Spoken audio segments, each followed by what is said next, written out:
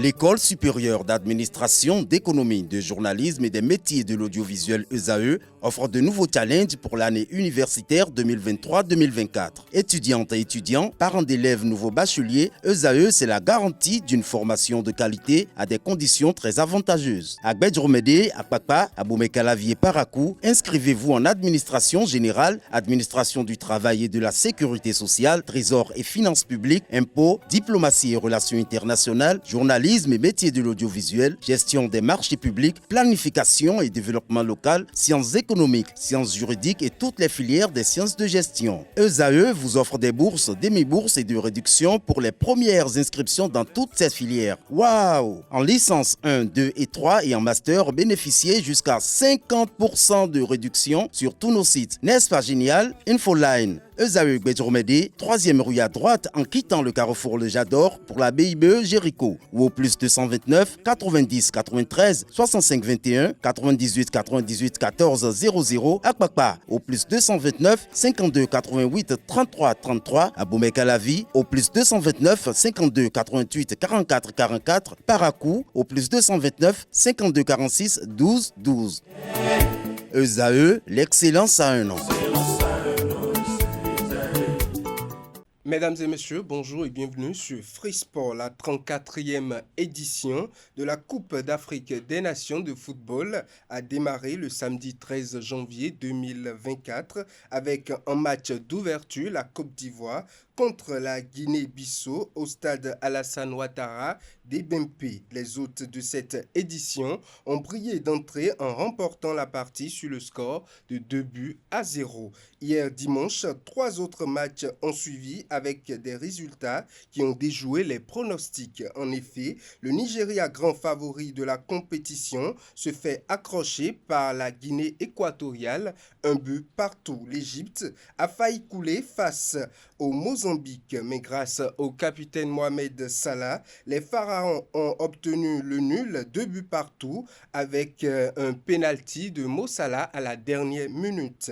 Dernière rencontre de la journée d'hier dimanche, les Black Stars du Ghana se font renverser par le Cap-Vert sur le score de 1-2.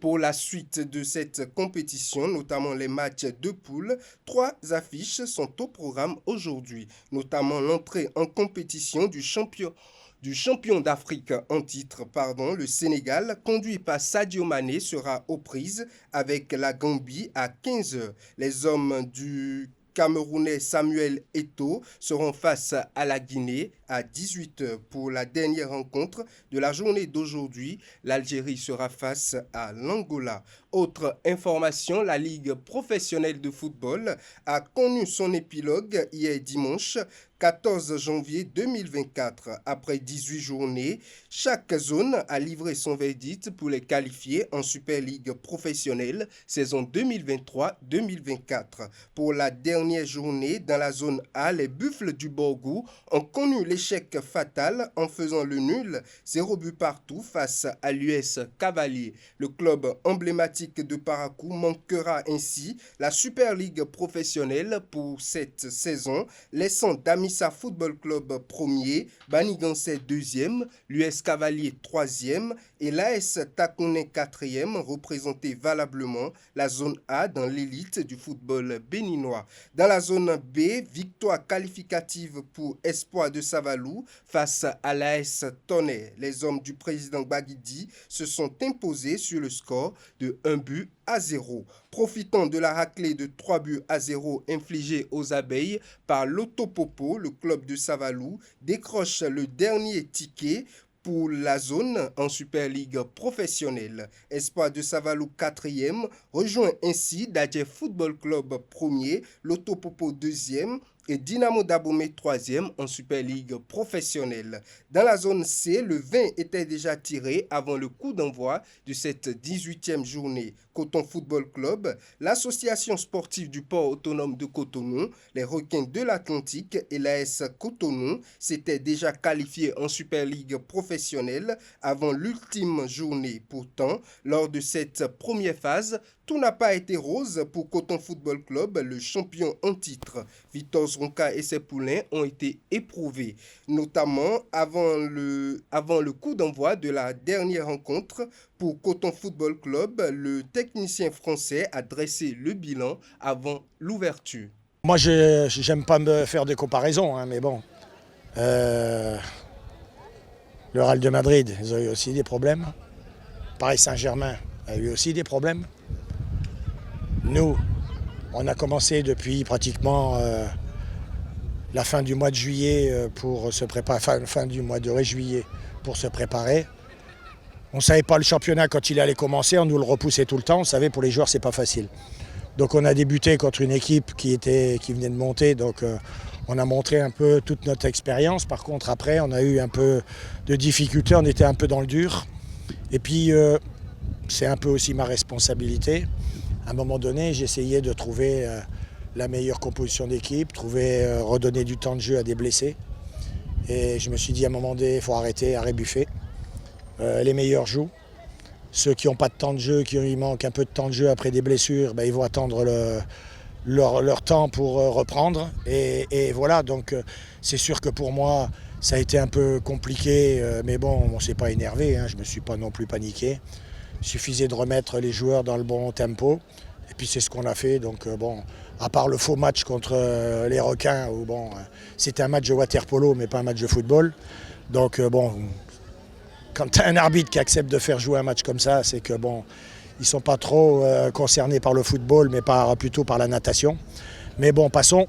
L'équipe est bien revenue, je la sens bien, à l'entraînement je les sens aussi. Et si on regarde bien les 3 derniers matchs, on a marqué 6 buts, mais on devrait être à 15. Donc bon, c'est le seul regret que j'ai. Coton remporte son dernier match 3-0 face au Ainovi. Aspac fait pareil, 3-2 face à l'AS Police. Les étoiles filantes se donnent une dernière victoire, 3-1 face aux militaires d'Adjidja Football Club. L'AS Cotonou et Aziza Football Club font le nul, 1 partout. Dans la zone D, les Dragons de l'Ouémé seront bel et bien au rendez-vous de la Super League professionnelle de cette saison. Les Ouéménous ont vaincu l'AS Sobemap 3-0. L'Asvo, par contre, tombe les armes à la main en faisant le nul à domicile face à l'Ajax, 0 but partout. Aema Football Club, premier de la zone, l'AS Sobemap, deuxième, la JSP, troisième et les Dragons de l'Ouémé, quatrième, sont donc qualifiés en Super League professionnelle. Les équipes qualifiées en Super League vont reprendre du service le 10 janvier prochain. Les non qualifiés, par contre, seront répartis en 2 groupes pour la Ligue professionnelle suite. Côté palmarès, Chabi Odobio de l'AS Sobemap est sacré meilleur buteur de la compétition avec 9 réalisations. Issa de Dadje Football Club, Roméo Dacosta de l'Aspac, Moussa Corso et Ali Foudeil suivent avec 8 buts au compteur. Autre information à présent, l'édition 2023 du championnat national de pétanque s'est déroulée du 12 au 14 janvier 2024 au Centre international de formation de pétanque de Djadjo. Quelques mois après la brillante organisation de la Coupe du monde de pétanque à Cotonou par la Fédération béninoise de pétanque, l'occasion était belle pour les 48 meilleurs clubs issus des championnats départementaux de se retrouver pour la phase finale. Pour la 2e fois de son histoire, Prestige Pétanque Club de Condéou remporte le titre de champion. Pour finir à présent, le Real de Madrid soulève le Graal de champion d'Espagne. Les Blancs ont battu leur éternel rival, le FC Barcelone, hier dimanche 14 janvier 2024. Les Merengues l'ont emporté 4-1. Le Real de Madrid s'offre ainsi son premier trophée de l'année 2024. Mesdames et messieurs, c'est tout pour Free Sport.